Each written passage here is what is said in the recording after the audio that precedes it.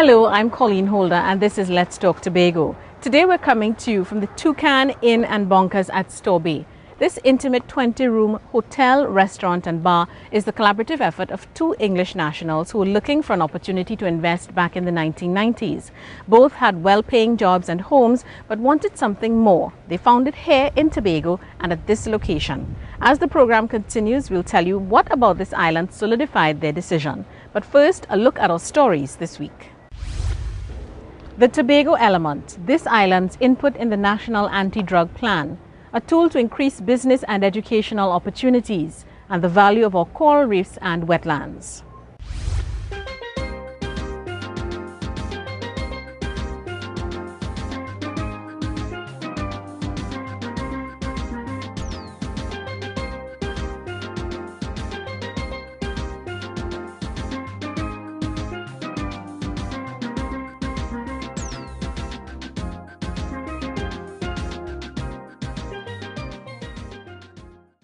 This is Let's Talk Tobago. Welcome back. Today we are at Storebay at Toucan Inn Bonkers. The owners came to Tobago in the early 1990s on vacation, but while here they got lost in a forested area as they were taking a walk. A local mom who was on her way to church with her children gave them assistance. The couple said her compassion and kindness towards them influenced their decision to invest in Tobago. They returned home, sold their properties and moved here, purchasing the land this property is on. And on April 1st, 1995, Toucan Inn Bonkers officially opened its doors. But let's leave it there for now to tell you about why this island is getting in on the conversation about tackling the drug problem from both the demand and supply sides. Tobago is having a voice on the National Anti-Drug Plan. Besides what we have on a national basis, we hope to see in Tobago things that will speak to what we have in Tobago, the new rehab center that we're hoping to open soon, policies that will speak to that, the operation of it, the training of the persons who would work there. We're also hoping to see things that will speak to the research. The final consultation was held on this island.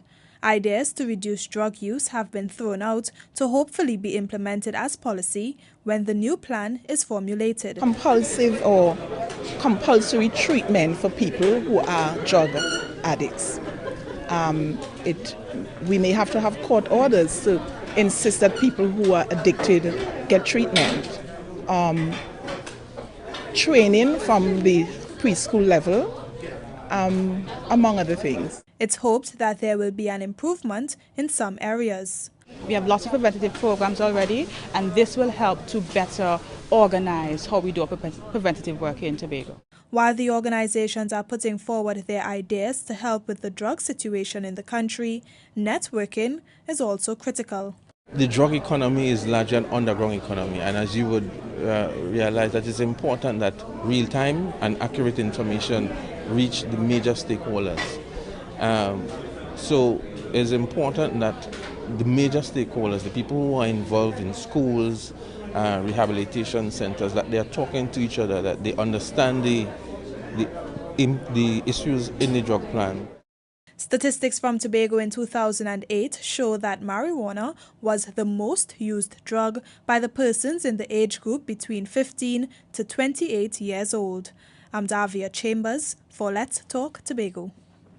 This is the global scenario, according to the UN agency, the International Telecoms Union.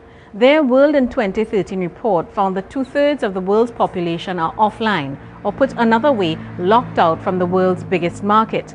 Well, here at home, Tobago is ensuring that this island isn't included in that data by delivery of information and communication technologies, ICT, to communities around the island.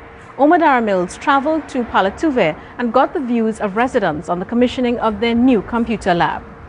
Residents of all ages in Palatuve now have the opportunity to access free computer and internet services at their multi-purposed community center, an addition which will allow them to gain more knowledge about the world around them. It's going to help those that are going to school with their studies, enhance them a little more. It's also going to be helping the maybe middle-aged people who maybe have no idea about it to come and do some stuff on it, because by the touch of the button you can know what's happening around you and the globe. With an already vibrant village council and cultural club called the Palatuve Sports and Cultural Mentors, Carlton says that the facilities will help strengthen the operations of the council. It's going to help the council, as a matter of fact, the members of the council, with getting involved in more projects, seeing how other councils operate globally and, lays and develop skills within the council, develop skills within the community. And so it's going to be building a network within the community that could help to make the community a little better. One Palatuvia resident, Hermin Lopez, says she's excited about getting the opportunity to enhance her computer skills. She's also suggesting that computer literacy courses be made available to the residents. I hope in the future that we will, or maybe soon, we will have computer classes for those who may not be able to, be able to use it properly. But these residents understand that the facilities will help to serve a greater purpose. It's a plus for Palatuvia, and not just Palatuvia, but the neighboring communities who maybe don't have the facility as yet. But we welcome them all to come and sitting, and we could work together, because Tobago is ours and we need to develop Tobago, the human resource potential of Tobago, to its maximum. The opening of the ICT Walk-in Centre is part of the THA's thrust to build stronger communities through community development and futuristic planning. This community centre has 12 computers. I'm Umadara Mills for Let's Talk Tobago. It's long been established that preschool gives our children an added advantage in the classroom. They have better reading and socialization skills and richer vocabularies than those students who didn't benefit from this experience. It's part of the reason Bell Garden, Roxborough, Adventure, Corland and Milford Court will get new early childhood centres in their communities. Corland, Adventure and Milford Court are three of the communities earmarked for the construction of early childhood centres. This after the IDB met with the officials from the THA to discuss how it can assist with development here. Loans for the 5 centres have already been signed. And in the community of Milford Court in Bonaccord, residents are already satisfied that they'll now have a THA-assisted early childhood centre. Well, develop the children and them in a better way. Because you know what's going on these days with them children. So, that's going to be good.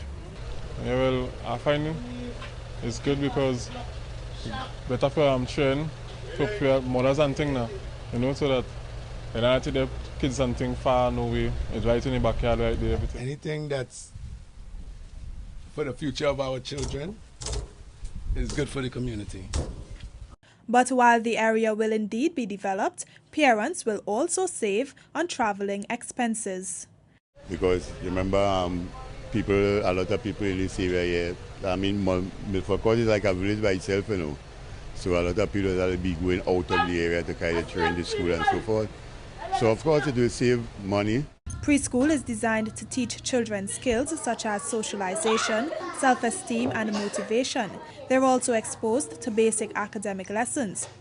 The United Nations say that programs that support young children during the years before they go to primary school provide them with strong foundations for subsequent learning and development. It's also found that children who attend high-quality preschools have better reading skills, richer vocabularies, and stronger basic math skills than those who do not. I'm Davia Chambers for Let's Talk Tobago. It's time to take a break, but do stay with us because when we return, we'll tell you about Tobago's biggest catch to date. Sit Tobago, ready to provide your community with the highest degree of professional services in emergency response. Contact Sit Mariah at 660-0065 or Sit Speyside at 660-6096. Sit 24-hour services, emergencies, medical or other. Sit Pro, the new face of emergency management.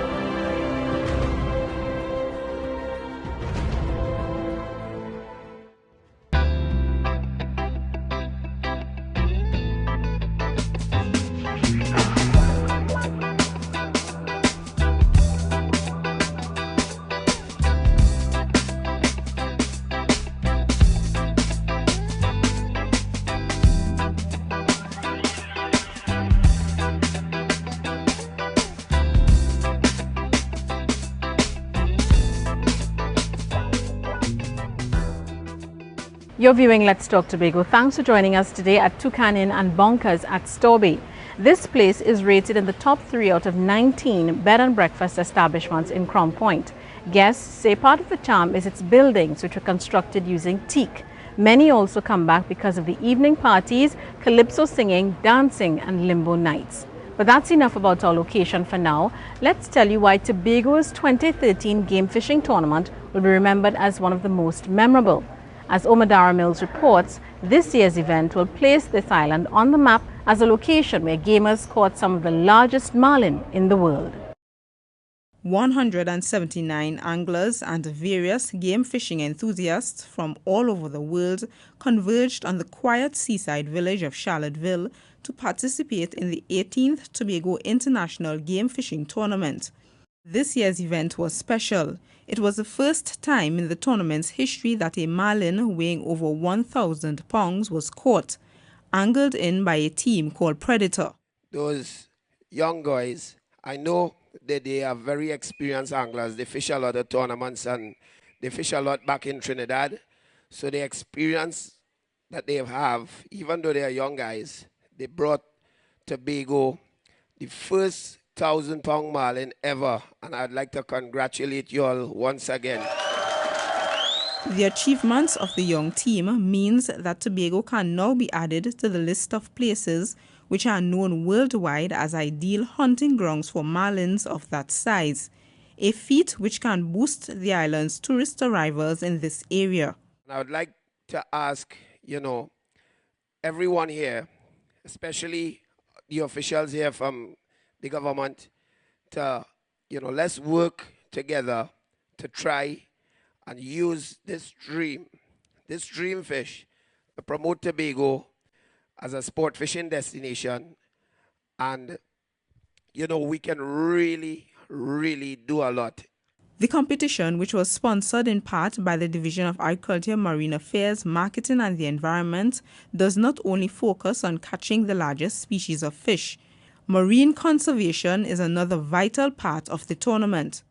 A lot of the local guys, and that was, sort of encouraged by Hollis and Sharman and the local fishermen, to try and encourage others to catch and release billfish.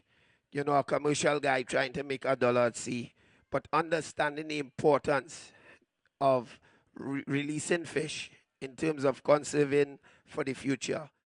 Team Barbidol was recognized for their preservation of the marine species, having caught and released 4 fishes. And at the end of the tournament, Big Winner was awarded the best boat prize in the local division, while Predator took away the best boat prize in the international division. All teams helped to bring a total of 2,852 pounds of fish to scale. The fishing tournament ran from May 9th to 12th. I'm Omadara Mills for Let's Talk Tobago. With climate change and all the doomsday warnings, no one can deny that we need to take care of our environment. And what better place to start than with our children? Well, our students, to be more precise. Let's journey to Speyside High School to find out the lessons learned. Coral reefs are cities under the sea, rich in biodiversity, home to many species, and they're found in many places across Tobago: Palatuve, King Peter's Bay, Mount Irvin, Buku, Speyside, and other places. As a matter of fact, well over 1 million different kinds of species can be found on the reef. Well over 1 million. Some say it's above 2 million. But they really don't know the exact amount, since about only 10%, it's estimated only about 10% of the organisms that live on the reef have been identified. But these coral reefs are very significant to the island and the country. They add to our tourist attraction. In fact, could you imagine Tobago without Buku Reef and Speyside? Would it be Tobago? Would it feel like Tobago? Although people have never been to the reef, just a matter of fact, knowing that there's a reef there adds a sense of value to being Tobagonian, not so? But there's more to it than that. Mr. Lovelace says a 2006 study found that reef-related services contribute to our national economy. So when you add up those 3 things, recreation and tourism, fisheries, shoreline protection, and you add up those values, for that year, we'd have gotten 164 million US dollars is what reef-related services would have contributed to our economy. Is that a lot of money? A whole lot of money. He says reefs also add value to beaches, culture, and ingredients used in pharmaceuticals. I'm Davia Chambers for Let's Talk Tobago. When you think of startups, you generally don't envision someone who spends time bringing architectural drawings to life one render at a time. But with the construction sector in Tobago in need of this kind of service, the Business Development Unit, the BDU, has given its support to an entrepreneur in this field, allowing him to fulfill his dream. BDU grant recipient Emmanuel Morris is an engineering assistant and a draftsman who's turning his love for architectural designs into a business which can benefit Tobago. It's a passion of mine, to be able to move a building from, or move a design from the stage where it's just an idea to something that's visible but has not been yet created on site. Emmanuel's passion for this aspect of construction started when he observed a friend rendering, and after hours of research and practice on the internet, he developed his talent and in the process his business, now known as Inspired Designs. I like the idea of being able to be mobile at present, to be able to go to the client, because sometimes you need to go on the site, and where rendering is concerned, you need to get good pictures and that kind of thing, because you could actually put the building on the site, on the computer. Emmanuel is grateful for the $23,000 which he received to start up his business. The money allowed him to purchase a hard drive, a solid laptop case, and architectural rendering software to achieve a professional image for his company. It was used to buy the laptop that I would use at present, which is an engineering laptop, which is a large step from the previous laptop that I was using. The grant also allowed him to acquire another important piece of equipment. You need to have good shots. So let's say, for instance, I'm rendering a kitchen or showing you how your kitchen would look. I want to be able to show you the kitchen and show your neighbor house when you're looking through the window, that kind of thing. So that is where the pictures come in and that kind of thing. So you need to have almost like a photographer's camera, but on a lower grade. The BDU's assistance goes beyond simply giving Tobago's entrepreneurs money to finance their business. They also receive guidance and support in sound financial management, an area which Emmanuel is grateful for. Emmanuel currently serves local clients, but in time he hopes to build his skills and attract regional and international customers. I'm Umadara Mills for Let's Talk Tobago. We're taking another break, but stay with us for details of a celebration that pays homage to families and our women.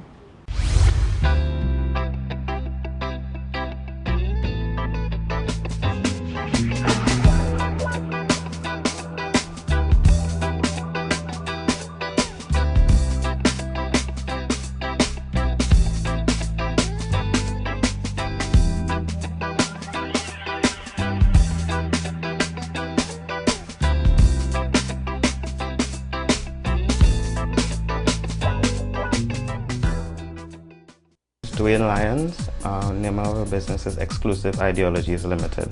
I started this business along with my wife Candice in 2005. We tried to expand and offer as much service, as many services. The overall process wasn't too hectic. Well, the grant helped us first upgrade the system. The next one was to get the air conditioning unit. You really need to go out and get yourself knowledgeable about what is up there, because they really have a lot of opportunities out there. Redefining business, protecting Tobago's heritage.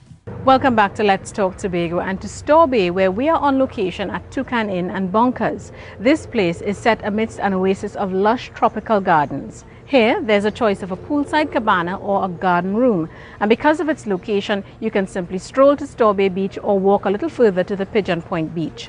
Great location, details to know. But here's another story worth telling, a story about how this island is honoring Tobagonian women. The world recently celebrated Mother's Day and International Day of Families. These days have come and gone, but there's an effort to ensure these women know they play a vital role in our society. Davia Chambers explains. Women, the backbone of many families. But according to motivational speaker Gillian Selquidge, sometimes they forget their purpose. That is that they prepare their children for life, that they focus on the spiritual, emotional, physical development of their children, the intellectual development of their children. As she seeks to empower the mothers, she says that they must remember to lead by example. Your children may not always do what you say, but most likely they'll do what you do. Whatever you want your children to do, be the exemplar. It's the only way to be a model. She says when it comes to healthy lifestyles, mothers have a crucial role to play. We understand the lifestyle diseases that are just pervading the society, our society, Trinidad and Tobago. But here in Tobago, there are some certain situations that we are looking at that can be changed and can be helped. And the best way to impact our youths and our children is really by them seeing the changes. They're seeing us get up in the evening or in the morning and exercise. And the women say the seminar has inspired them. In life, we maybe would have gone through circumstances which would have caused us to have a setback. And in light of this, ever so often I believe that we need to be empowered, and workshops like these will help to enable us to fulfill the role that we play in society. There's so much abuse, and we really need to be empowered because of the important role that we play. And as every other role, we need to be continually empowering ourselves, renewing ourselves, getting all the education we can get so we can perform at the optimum level. The mothers have been told that they should always keep in mind that they're molding a child that will make an impact on the world. The empowerment of women is one of the Millennium Development Goals set out by the United Nations to be achieved within the next 2 years. I'm Davia Chambers for Let's Talk Tobago. With all the distractions out there, the youth of Tobago are being encouraged to have good, clean fun. But they're not just being told what to do, they're also being given options that allow them to get off the couch and stay away from trouble. Omadara Mills has the highlights from an event designed to support positive youth development. Whether it was tug-of-war, dunking it against unhealthy lifestyle diseases, the bucket stacker, or seeing which team can be Captain Vegetable, 65 teams competed in the Department of Youth Affairs DYA Challenge 2 under the hashtag #Am4. The teams showed that they were all about promoting youth development, education, sport, and healthy lifestyles. Although teams from several public and private organizations competed for over $80,000 in cash and prizes, the DYA staff, secretaries and assistant secretaries participated for fun and to show their commitment to the positive development of Tobago's youths. In the end, the challenge saw defending champions Trico Connection retaining first place, while the Rotaract Club of Tobago placed second. Third went to the team Scrums coming out of the Tobago Rugby Football Club. I'm Omadara Mills for Let's Talk Tobago. And it's time to have your say, the segment of our program where we hear from you, the viewers. As you're aware, the Tobago House of Assembly was promised funding this month to pay the more than $300 million owed to its workers in back pay. These arrears are as a result of the new industrial agreements signed by the unions and the government's chief personnel officer and are due to some 9,000 workers. But the Assembly only received a fraction of that sum, $83 million from the central government. So we're asking, do you think enough is being done to ensure the workers get the monies owed to them? This is what you said. The central government is supposed to give the money to the release the money to the THA in Tobago, so that the THA could be able to pay the workers in Tobago. But right now, what I find is that they're just talking, time going away and nothing doing. And what I really do like is that the people supporting the government, and the government is just failing the people. I believe that the people don't work for the money, so you're supposed to give them what due unto them. They say give Caesar what is Caesar and stuff like that, right? So we're supposed to give them money. My picture don't spend already. But I'm pretty sure the central government are putting in place, and I'm pretty sure I don't spend the money since last year. Since September last year, they promised us our back pay, and now is in May. That is about 7 months. I feel they could do better than that. Well, me I find so. I find they should treat the workers better. Go to the central bank or whatever and do what they do. I think they should ensure that they do more to make sure that the people get their money and stop having them waiting so long. And that's how we bring this week's edition of Let's Talk Tobago to a close. Remember, you can send us your comments to information@tha.gov.tt or visit us at www.tha.gov.tt. Like us on Facebook and add us to your YouTube playlist. I'm Colleen Holder, and on behalf of all of us at the Department of Information, have a safe and enjoyable week. As we go, here's a final look at Toucan Inn and Bonkers.